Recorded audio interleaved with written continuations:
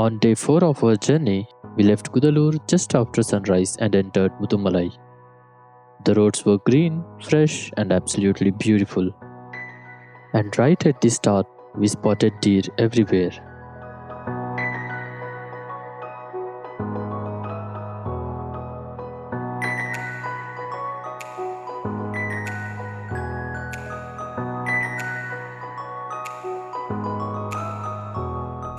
Some were calmly grazing on the roadside, while a whole herd even crossed the road right in front of our car. Such a magical sight to begin the day. After a little drive, we stopped at a hotel near Masinagudi for breakfast. Hot idlis and chai in this weather, nothing better. Next up, we hopped into a safari jeep, which cost us around 2000 rupees. We stopped at a petrol pump to fill it up before starting our safari journey.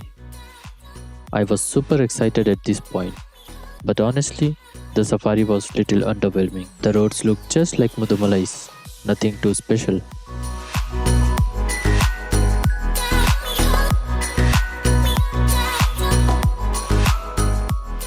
The only highlight was spotting a peacock and a few nice views. Other than that, it felt like a waste of time and money.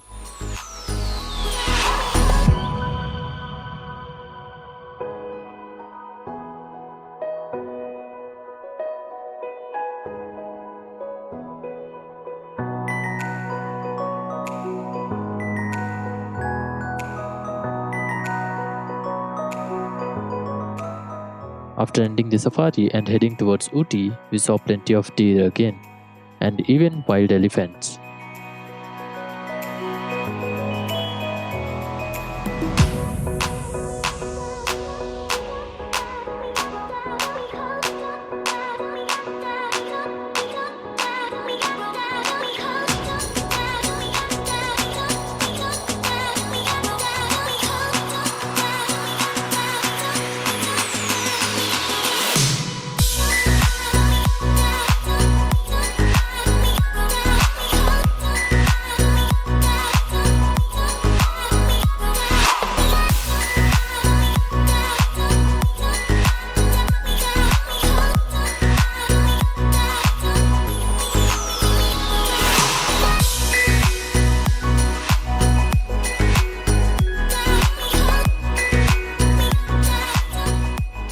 At a distance, we spotted a huge tusker chained by its leg. From there, we headed towards Ooty. The weather suddenly turned foggy, and soon we began climbing the famous 36 Hairpin Bends. This road is both breathtaking and dangerous at the same time. We stopped at a couple of viewpoints along the way.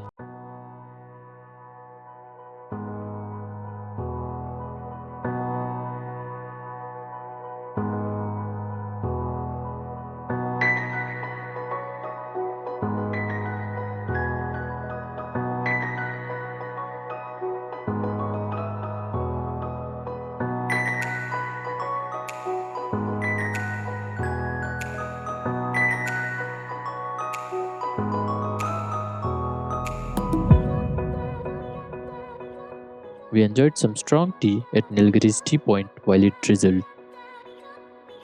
The whole atmosphere was cold and refreshing. Finally, we reached Ooty and went straight to Doddabetta Peak. The view of eucalyptus trees throughout the peak was unreal.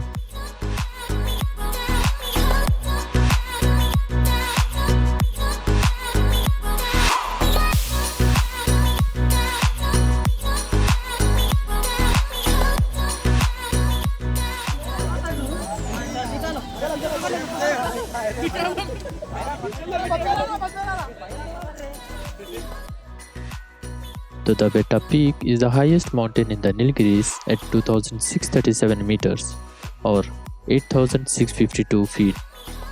Anybody with breathing issues must take proper precautions because the oxygen concentration in air is less at such altitudes.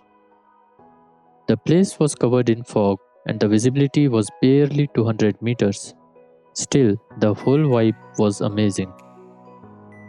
There are many viewpoints at the Doddabetta Peak, but due to fog and almost no visibility, we couldn't get to experience the viewpoints.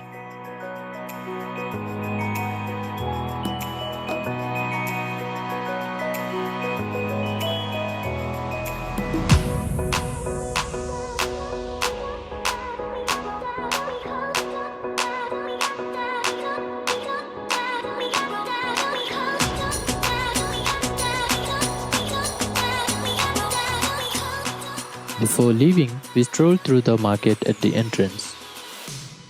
The items in market weren't overpriced as I initially thought. We bought few warm caps and gloves as the temperature started dropping.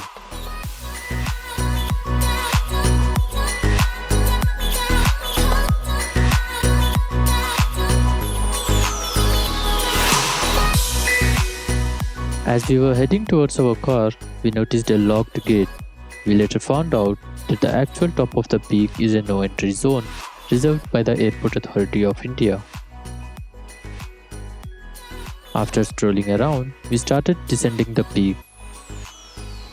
The foggy views on the way down were just surreal.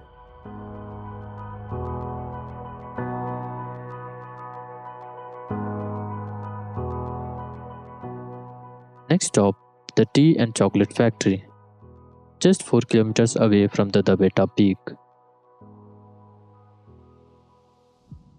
The entry ticket was only 20 rupees. After entering, there were some artworks showing the origins and history of tea.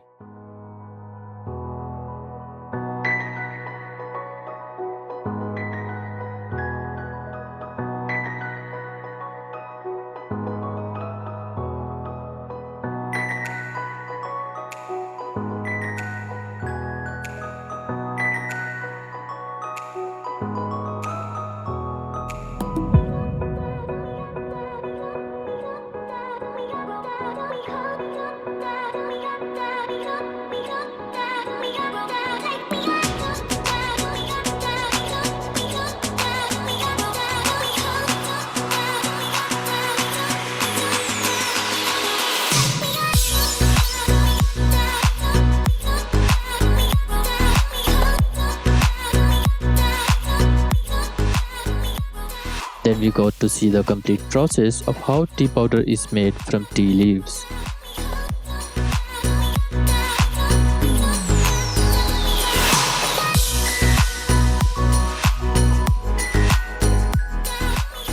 Firstly, the tea leaves are passed through rotor vane, where it is crushed and soaked in its juices.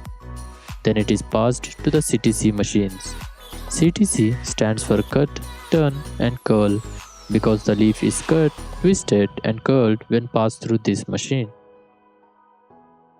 The leaf which has been cut into tiny particles enter the gugi, where they assume the needed rounded shape and density. The leaf which comes out of the gugi is spread on the fermenting floor in form of beds, usually of 10 feet length and 4 feet wide, with thickness not more than 3 inches. During fermentation, the leaf reacts with oxygen in the atmosphere and changes color. The green dhool, which is spread on the floor, slowly turns copper red. At a particular point, when smelled, a fruity fragrance is identified, which indicates that the dhool is ready for drying. The dhool is then fed into the fluid bed dryer. The drying process takes 16 minutes. The dried tea is then elevated through an elevator and falls into a machine called the fibromat. Fibromat removes the fiber in the tea, and at the end of fibromat, using a mesh, dust and leaf are separated. At the end, the all-ready tea is packaged.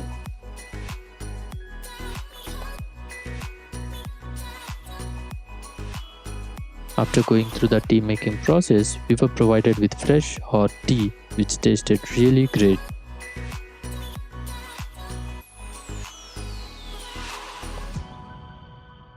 The factory is very structured with a predefined route for the visitors.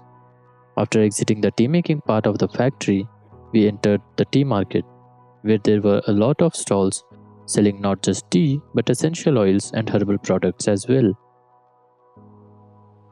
After tea factory, we entered the chocolate factory. Right after entering, we were given chocolate nutties, which had pure chocolatey taste.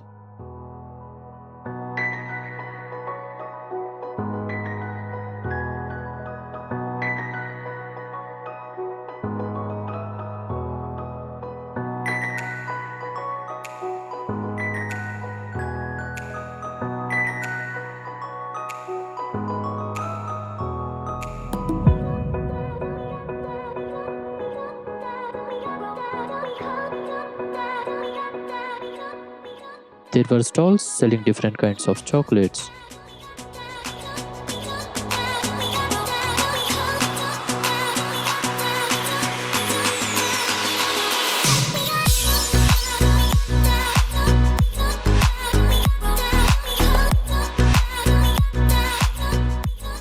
After chocolate factory, we were led into a store which had clothes, handbags, jackets and more.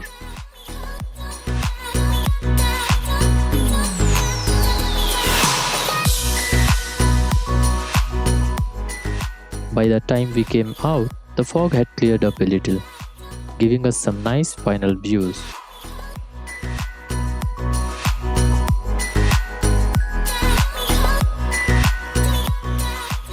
We then headed to our hotel near the Ooty Botanical Garden and wrapped up our day with some delicious food cooked by Shehbaz Bhai. Finally, day 4 came to an end. From wildlife in Mudumalai to the Hairpin Bends, Doddabetta Peak, and finally the tea and chocolate factory. In the next vlog, I'll be covering more tourist spots in Ooty and then our journey towards Mysore. So make sure you don't miss it. Hit subscribe and stay tuned. See you in the next one.